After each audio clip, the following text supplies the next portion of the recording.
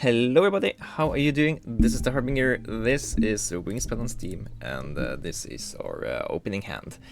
So we have the red-breasted Merganzer. This is a very nice card for the opening hand, as when you play it you get to look at so many more cards that you can draw from, and it also gives us an additional card to keep from the action. So this is a great card for us to keep. A lot of these starter introduction cards with this additional marking over here, a lot of those are slightly better than a lot of the other vanilla cards. So yeah, that's also a neat thing to know a little bit about. And the great thing about taking the red-breasted Merganzer here is that it gives us these additional cards. That means we can afford to pick the sulfur-crested cockatoo that wants to spend cards to give us additional food. Now, opponents also gain nectars here, so we need to be aware that we want to be to better be able to use these food than the opponents. But we also gain some points from attacking cards behind the sulfur-crested cockatoo here, so that's a decent thing. We also need to be aware, though, that both these birds want to discard or spend cards, so we won't be having a huge amount of those. Bonus cards here: Platform Builder and Bird Feeder. I don't like Bird Feeder. I find it hard to get enough of these. I find it hard to get enough of these grain-eating birds that I want to play regardless of the bonus cards, to play additional ones to get that I wouldn't normally consider playing to get the points here. So I don't like these cards. I much rather have a Platform Builder here. It doesn't fit too much with the cards we want to pick, so we might actually consider picking up the North Island Brown Kiwi here to discard it and get some more bonus cards, but I don't think that aligns very well with the amount of food we can take. So I think we should just take the 4 food in these 2 cards and take it from there. And hopefully we can gain platform birds down the line. So there are no birds in the bird tray we are particularly eager to pick up. We should have checked that before we totally committed to our opening hand there. So it doesn't really matter to pick anything up just now, but I will play out the red-breasted Merganzer first. We will spend the correct foods there. That way we can play the sulfur-crested cockatoo for its food cost here. Playing the wetlands bird first is always very important, since it unlocks the second tier of card over here in case something pops up here that we really want. We want to be able to pick it up ASAP. So we are not gonna activate this card until we have drawn some more cards anyway, so we might as well just draw the cards now in case we get a card we rather want to play than the cockatoo. Neither of these birds are birds I am particularly excited to play, so we are very easily discarding either of these birds.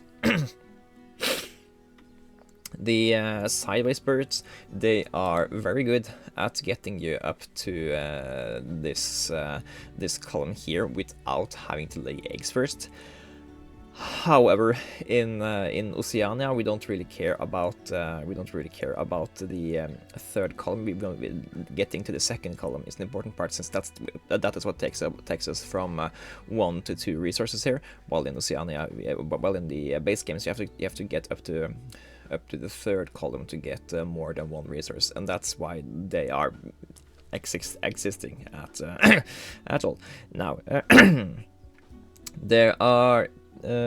I'm never playing this Spotless Crake either. We might play the Rufus Nighthound. It's a platform bird, so it helps towards that, and it can give us additional points every now and then. So it's not horrible, but we are anyways playing the cockatoo first, and we have a card to tuck to it, so that's fine. And we are probably trying to pick up food so we can play the pheasant quail here. So take some nectars and some rodents there. Actually, let's take a vertebrae, and we are tucking the spotless crake here, and we have food to play this bird. Hopefully, we can let the opponent lay one or more eggs for us through the entire game here. And cheating out some free eggs every now and then is very great for advancing our engines faster. Now, I kind of want to play this guy, but to play it we need to have the correct food, we need to have an egg, and we need to but I want to be able to activate the cockatoo before we so let's get some more some more cards so we can activate the part we want. American Redstart is another one of these birds with this tag in the top left corner. Really happy to pick up that. And hello, Mute Swan and Franklin's Gull. Yeah, okay, now we have stuff to talk about. Maybe I shouldn't have thrown away that bird that gave us 3 eggs, but yeah, okay. So, what just happened here? Franklin's Gull is a great card for a Grasslands engine because it eats the resources that are produced here to draw us cards, which is a resource that's not produced there. It's not great together with the Pheasant Quail because this is already a card that takes up a space in this place, so it can't really. This habitat hasn't the ability to shine as much. Mute Swan, however, is a really good card for our wetlands engine, and it can compensate for the red-breasted Merganzer. In addition, the red-breasted Merganzer is really good at helping us find more of the combo pieces we need to make this really happen. So I think we'll go for wetlands engine here with the Mute Swan in the driving seat. So I think these other 3 cards here are gonna be used as fodder for the sulfur-crested cockatoo, so that we can pick up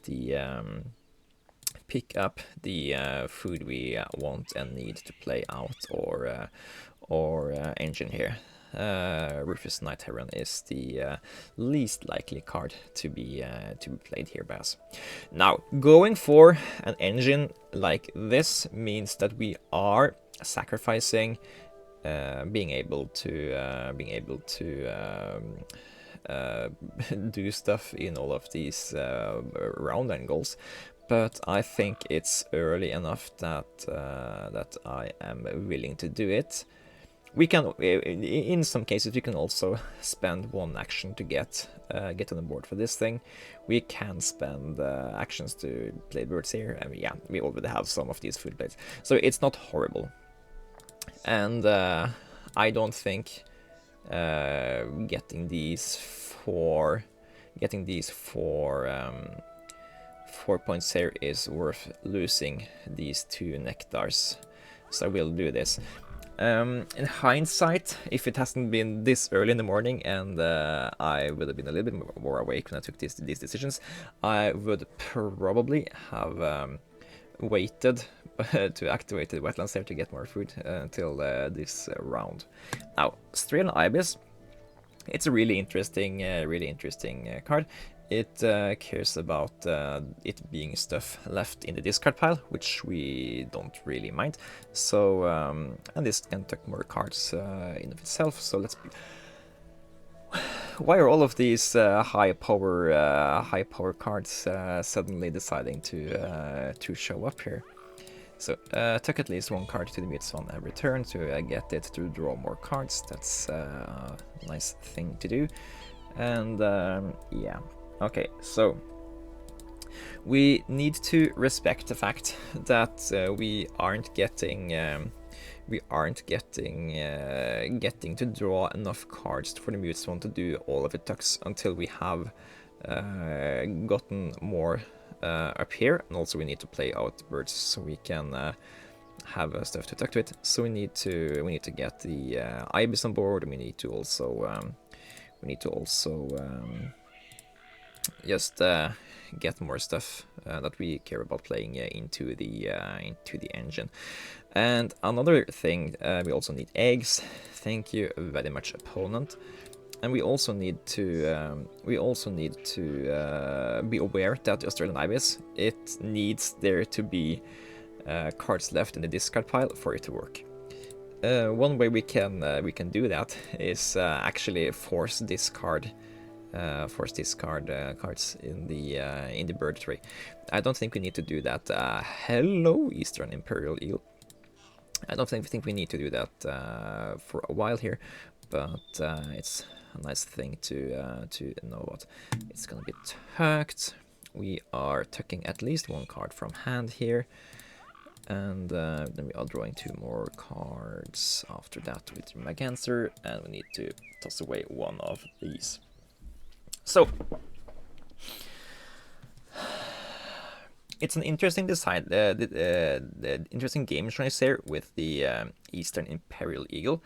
Usually you think of this guy as a guy that is played for 10 points, since you can play it and took 3 cards for it, but when you have a tucking engine like this, every time you don't spend a card tucking to your engine because you want to spend it to tuck the Eastern Imperial Eagle instead, you are losing points here to gain points here. So it's a net zero for that. So since we can tuck more cards than we are, this is basically only a 7-pointer. This is not a 10-pointer. However, we can play it at the next turn to guarantee we have more stuff on Play a Bird, and it's 3 rodents for the round 4 round end goal. So I think it's going to be worth for us to play this, but we need to be aware that we are not committing to bad decision making. It's just so we can play it for a cheap price. I'm just gonna tuck some birds here and pick up some more stuff. Okay, don't care about this thing at least. And we need to make some decisions now. I think we are gonna need some more eggs over the course of the game anyway, so why not just do this? We have not picked up a bird that can help us lay more eggs in a way that I am willing to contribute to that. So yeah, let's lay those eggs now so we can get that bonus from the round end goal. And in theory, we have all the eggs we need now. So let's just. I don't think we.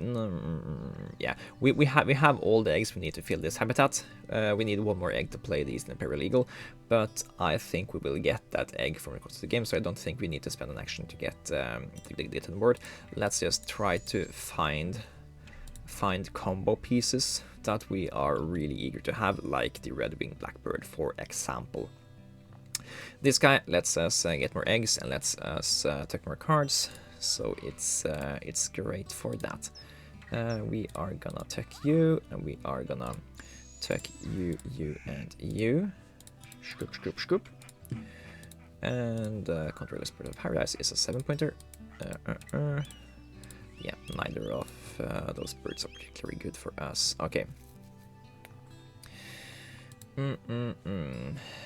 Yeah, we are not doing that. We are not doing that. Sorry, didn't click there. Don't skip while I wanted to click skip. Okay. Mockingbird. This is precisely what we are looking for here. So I will go here and pick up this guy before we are doing anything else. Really happy about that. Gonna tuck you. And tuck you, and you here. Scoop, scoop, scoop. Don't care about that thing. Okay. Now we just need to get enough food to play out those two guys, and that's gonna be the final stages of the game here. Took this thing. Okay. So we this guy is basically another mute swan here, which is the best bird we already have played. Really happy to pick up that guy.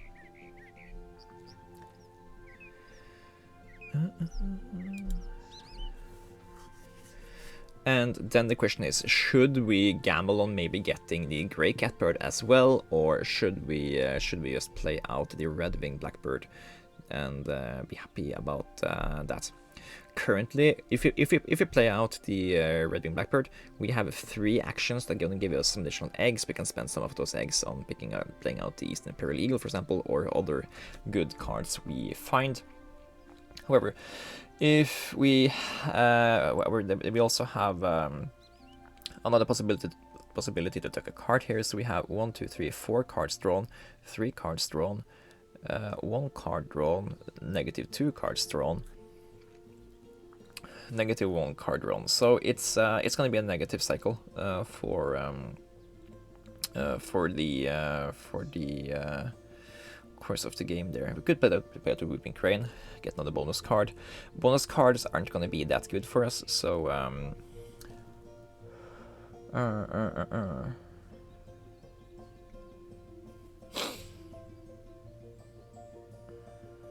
I think waiting for the perfect opportunity is misguided. I think we want to have the points available to us now. We have the Northern Mockingbird here. We can jump back and forth between stuff to get everything we want, and the red-winged blackbird is a way for us to get eggs into wetlands, which the opponent every now and then lets us trade into nectars. So I think this is a fine way to attack it. That way we can, for example, pick up stuff like the wild turkey, and we can think about playing that down the line for the 8 points. So yeah. Okay, until that we will play as much stuff or activate as much stuff as we can here. And let's see, we will tuck these guys, and we will take this, and this. Scoop, scoop, scoop. And let's draw some more cards here.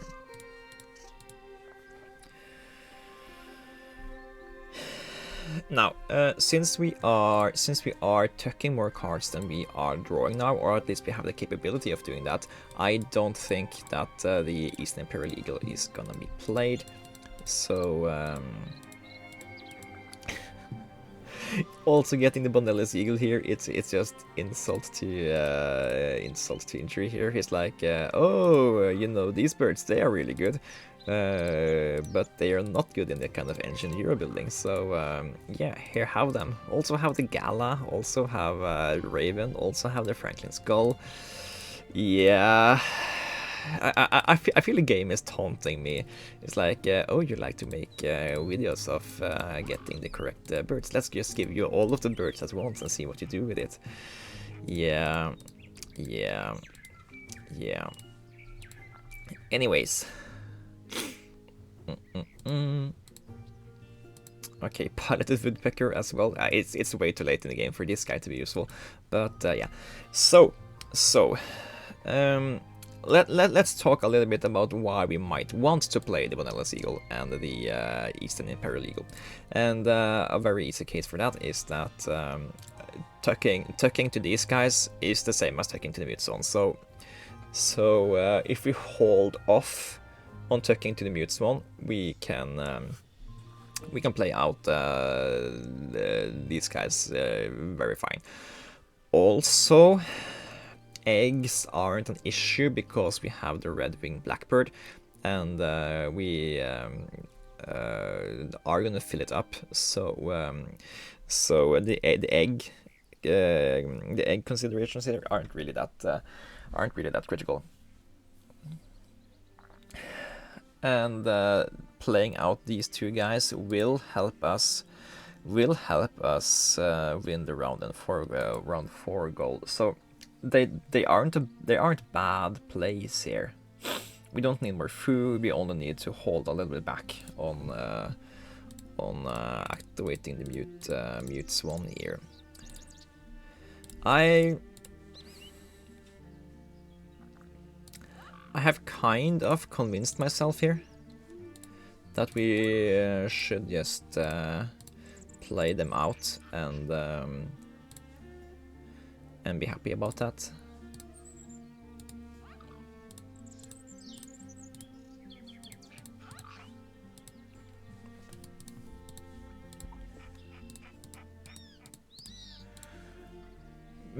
Yeah, but we're not playing the Sparrowhawk. That's just too weak of a play.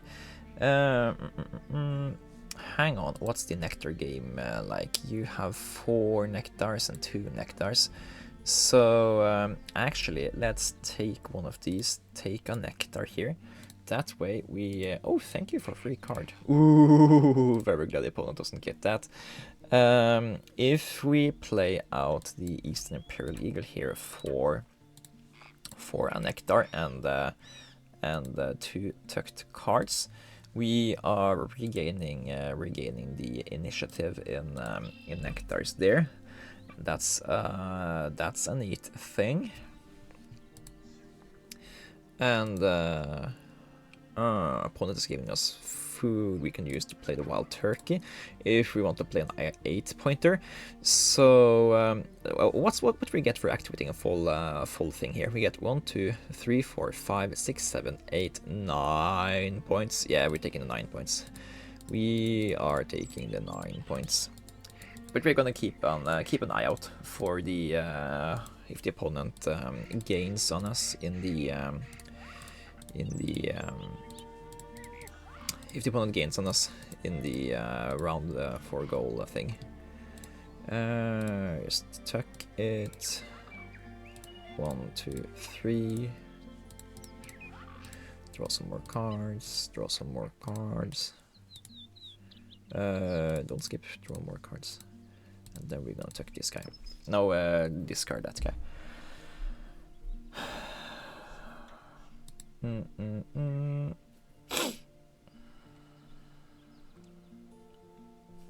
What did I say? 9 points. 1, 2, 3, 4, 5, 6, 7, 8, 9 points. Playing this guy for 3 tucked cards is 10 points. And we aren't running out of cards at this rate either. It will yeah, okay. Maybe I was a little bit wrong in holding back the amount of cards we tucked to the mute swan there. We could have had just a few more tucked cards here.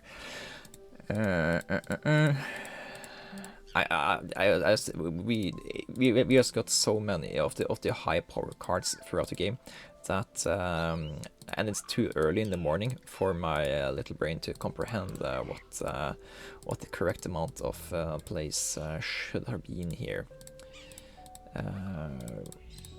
Or I mean, we could have had one more tucked card. Okay, that's not the end of the world.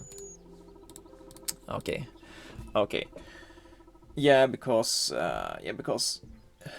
we aren't drawing these cards before we have the opportunity to tuck them, so that's also less efficient. But I think we did okay here. Did we get enough platform birds? Oh, we didn't get enough platform birds. That was also something we could have thought about for the eagles. Maybe kept the sparrowhawk. Maybe played the Sparrowhawk for a tucked card just so we could get those additional 4 points. Because the Sparrowhawk, it's just 6 points when it's played with a tucked card, but with those additional 4 points, then that's also a 10-pointer, and that should have been a part of the equation. But I haven't had enough coffee yet, so that's at least my current excuse. Okay, how did we do? We did 130. We can't be disappointed with that. And yeah, of the opening hand, keeping the red-breasted Merganzer, definitely the correct choice. Helped us look at so many cards over the course of the game, drew us additional cards, which is nice, and helped us gain more resources and helped those resources be the best possibility of those resources they could be. So that was, of course, very good. Sulfur Cockatoo also helped getting our engine online faster, which is very nice because it gives us these additional foods. And of course, picking up the Mute Swan that early was, of course, really great. I think we could have gotten a few more points if we just had done some of the activations in the correct order. For example, if we had instead of taking food that second to the last round in the first round, we could have laid eggs on the crested cockatoo and the red-breasted Merganzer. That way we could have had 4 more points from the first round and goal. That way we didn't have to spend an action in the second round to lay eggs then. So we could have just shuffled around those 2 actions and had 4 more points. Also, holding back on that 1 card tucked to the Mute Swan was stupid. We could have just tucked that and had another point. So that's another point wrong. And or we could have kept that card and held back on 1 more tuck, and we can tuck that to the Sparrowhawk instead, and had 4 points from the platform builder. I don't. Then of course we would also had one less activation of all of these cards though. So there are some things we could have done more optimal here, and reflecting on that post-game is a very neat way to improve yourself as a player. What did you do? What could you have done better? Just connecting those neurons in your brain. That way you will automatically feel a little bit more what good plays are in the future. Anyways, thank you for watching. This has been Harbinger. We have been playing the Wingspan on Steam, and I'll see you guys in the next one. Bye bye!